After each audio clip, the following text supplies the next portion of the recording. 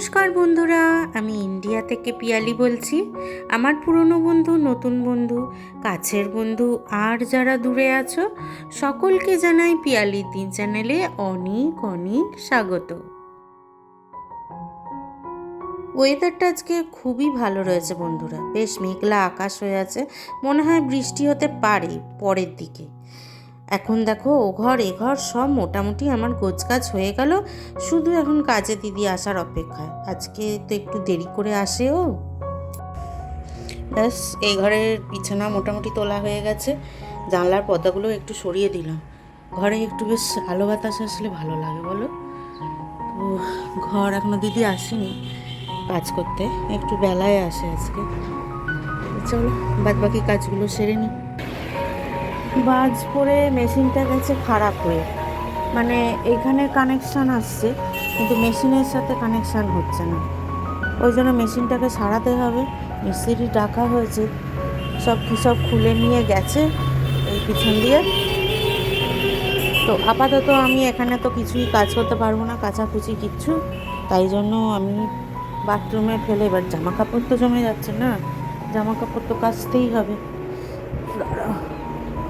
তো ওই জন্য বাথরুমে ফেলে এগুলোকে কাছাকাছি করে নেব। এমন অবস্থা হয়েছিল এখানে বৃষ্টি পড়ে যে কি বলবো, প্রচণ্ড জোর বৃষ্টি পড়েছিল আর বাজ পড়েছিল, যার জন্য আমাদের এখানে ট্রান্সফরমার, এই যে এইগুলোকে আমাকে কাচতে হয়। ট্রান্সফরমার বাস্ট করে পুরো উড়ে গেছে, অনেকের ক্ষয়ক্ষতি হয়েছে। আমাদের মেশিনটা গেছে, ভাগ্যিস এসি আর ইয়েটা যায়নি, ফ্রিজ আর এসি দুটো যায়নি, নালে যে কী হতো। মেশিনটা গেছে শুধু, কিছুটা আমার দোষেই গেছে বন্ধুরা,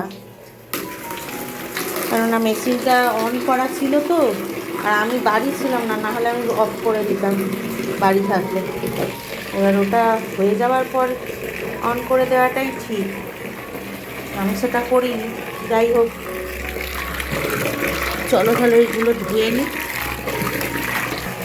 হাতে করে নিগড়াতে পারি না, এই জায়গাটায় ভীষণ ব্যথা হয়। আমি একবার পড়ে গেছিলাম এখানটায়, পুরো কালশিটে পড়ে কালো হয়ে গেছিলো, তো ওই জন্য আমি নিগড়াতে পারি না।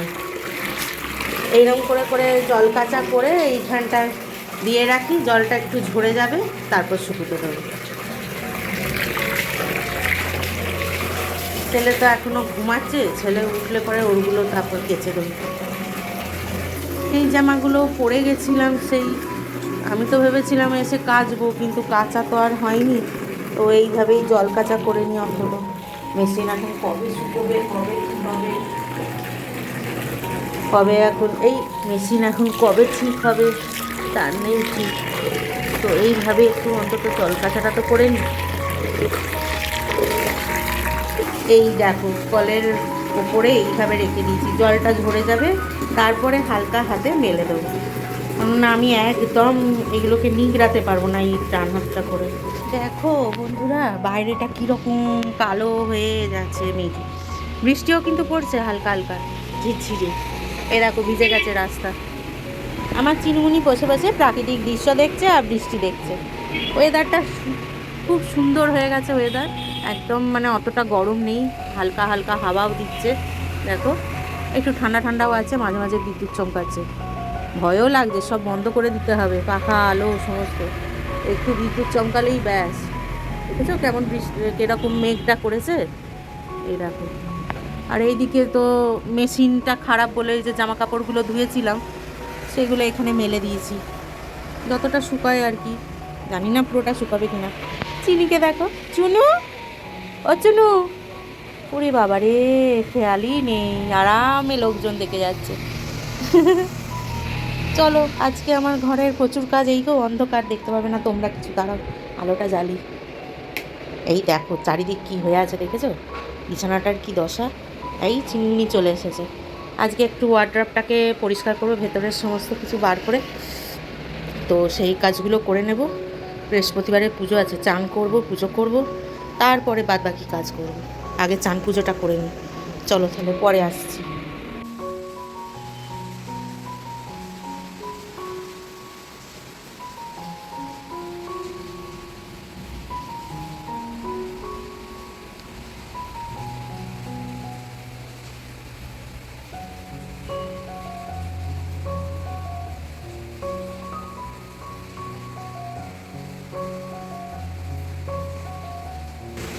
আজকে বাইরে ভয়ানক বৃষ্টি হচ্ছে, এই দেখো ক্রমাগত হয়েই চলেছে বৃষ্টি, আর একদম ঠান্ডা হয়ে গেছে। সকাল থেকেই তোমাদের বললাম না কেন মেঘ করেছে, তখন ঝিরঝির করে বৃষ্টি পড়ছিল, আর এখন দেখো কি জোরে বৃষ্টি পড়ছে। একদিকে ভালোই হয়েছে, উফ, যা গরম টানা দিয়েছিল বাপরে, দেখো জল জমে গেছে, দেখেছো?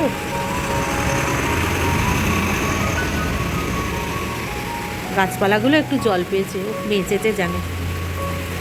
আমার এইমাত্র সব কাজকর্ম মানে মিটলো, এবার একটুখানি খাওয়া দাওয়া করবো, ব্যাস, তারপরে একটু এডিট করব।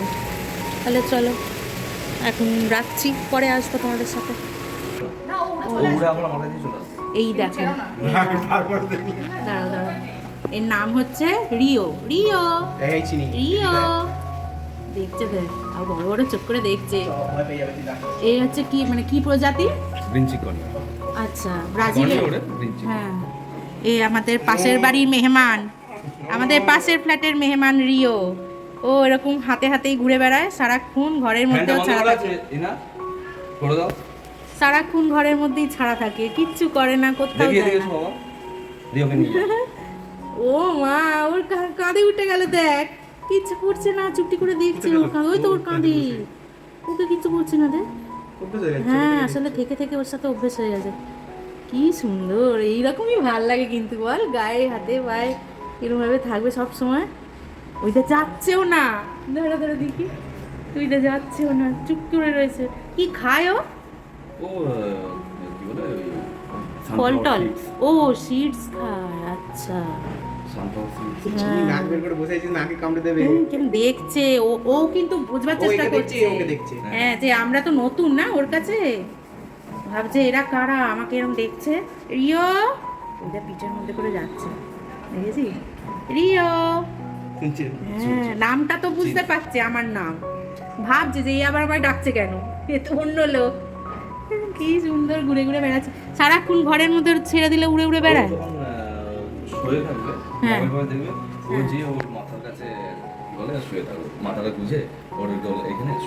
ওই বালিশের মধ্যে। ও মা, কি দারুণ।